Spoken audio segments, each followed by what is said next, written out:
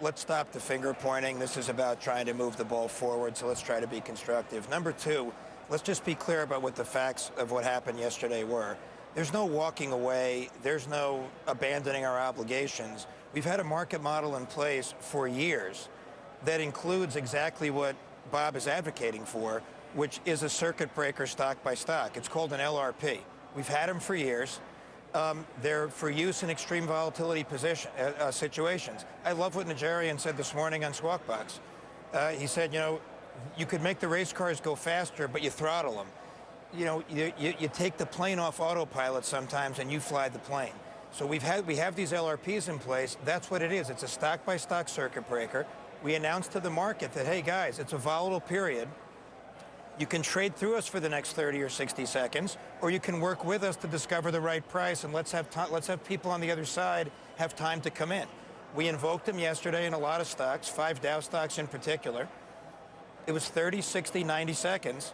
And guess what? When they reopened here, they opened it basically where they had traded 30, 60, or 90 seconds ago. And we think what Bob's advocating for, great news. We already have it. I don't know where to begin. Okay.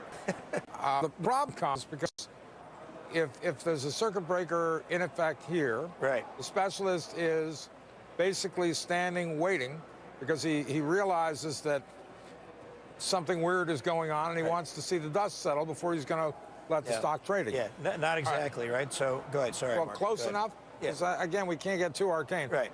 The others trade through that, and the computers that are running these things, they don't discriminate. If a stock was trading at 40, right, and it goes looking for a bid, and the only bid it can find is for 5, it's going to hit that bid. It's going to hit the bid, right. Whereas a human specialist would not do that. Right, so our designated market maker invokes the rule, and it's all clear, right?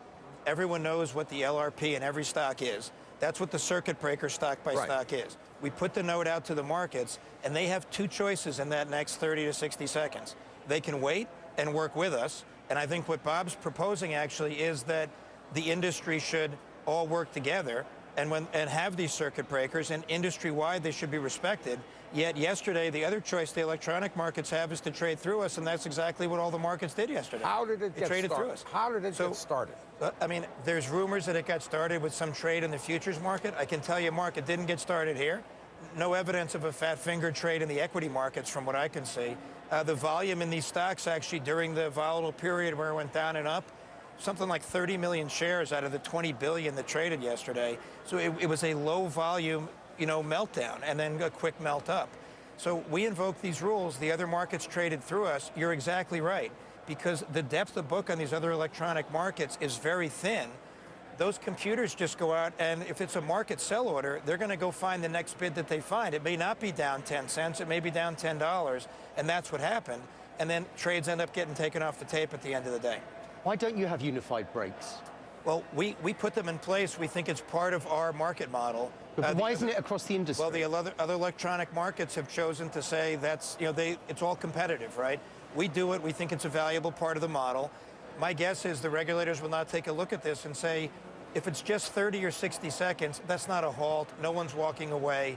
We're simply slowing down the race car when we think it's dangerous, and I think it's the right thing. Have you attempted to have a conversation to get some uniformity? We already have. We've been talking to the regulators all day yesterday. No, before this, prior to this. Before this, I think we've talked about it, but ultimately, it's a free market. People compete the way they want to. I think yesterday's situation brings to light that if we're going to really halt a stock on some news out for an hour, people should be free to trade around us. If it's going to be 30 or 60 seconds, maybe it's better for the industry to respect that and not trade through us. We'll see. I see that the high-frequency trading, it's now 50 to 75% of total trades. And of course, most of the trades are not done here at the NYSE anymore. Right. And that puts you, as you alluded to, in a very competitive situation. Yeah. Do you think that there's a conflict of interest in having to cozy up inevitably to this nuclear arms race that we have with technology and citing trading systems, special trading systems that shave milliseconds off, which is a high margin business for you? I mean, you're encouraging this nuclear arms race. I think everybody has to compete on technology, and I think what we're all going to ask ourselves is how fast is too fast, when is enough, right? But as long as there's technologically enabled market making out there, everyone's got to compete for that market share. You're exactly right, Simon. I think that's what we're trying to figure out. Going back to yesterday, I will tell you, given the limited volume that traded, this was not some high-frequency algorithm that seems to have triggered all this stuff. There just wasn't enough volume. If you look at a stock like P&G that traded away from here from the mid-50s down to just below 40, it was only a few 100,000 shares in that 90-second period. It wasn't like it was tens of millions of shares.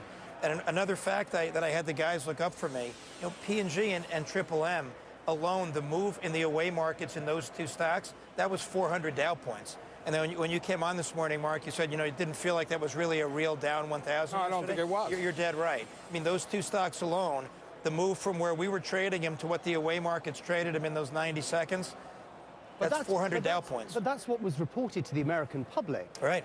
So so people are correct to have lost credibility in the data that was coming out of the exchanges yesterday. That was the correct, logical thing for them to do, not believe that data. Right. I'm going to defend us a little bit. When you say exchanges, let's not paint everybody with the same brush. We never traded P&G down to...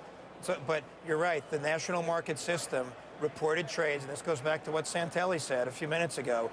The national market system reported trades that were later taken off the tape. I don't know exactly what the cutoffs were stock by stock, but I can promise you those trades in a stock like Accenture that traded in pennies, I'm sure they didn't stand.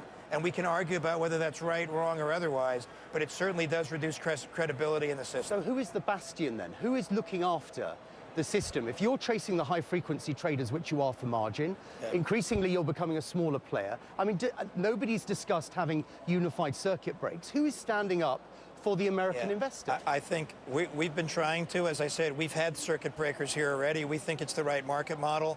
You hear our primary competitor agreeing that that's a good market model. He's effectively complimenting us this morning, which that's great. Maybe that's going to get some momentum. The regulators are poised to do the right thing. I would say let's let them do their work here, right? We've been living with Reg NMS for a while. They're constantly reevaluating it. They've just put out a concept release. I'm sure this will be part of it, so I would count on Mary Shapiro and her team to lead from the front on this. They will. I'm not sure that, certainly from a business standpoint, from your standpoint, that is the thing to do. But following up on what Simon's talking about, you face a larger problem here, it seems to me, especially the timing after the collapse of the legitimate collapse of prices from the highs in 2000 and 2001 and people getting murdered in their 401ks. Right. So you already had a fearful, tentative retail investment community. This is going to hurt even more. I think it is, and I think that's why I think you're seeing the regulators in all the markets coordinating to see, was there a problem in one of the other markets that triggered it over here? But what clearly can happen is if you have a lack of depth on these electronic markets, and as you said a few minutes ago, Mark, a computer presses the button, it's indiscriminate. It's looking for a bid. And I think what we've got to educate people on is a lot of retail customers will just put in a market buy or sell order, and it can have a lot more impact than they probably think it has. And that's where I think we as an industry have just got to say how much is too much of this technology.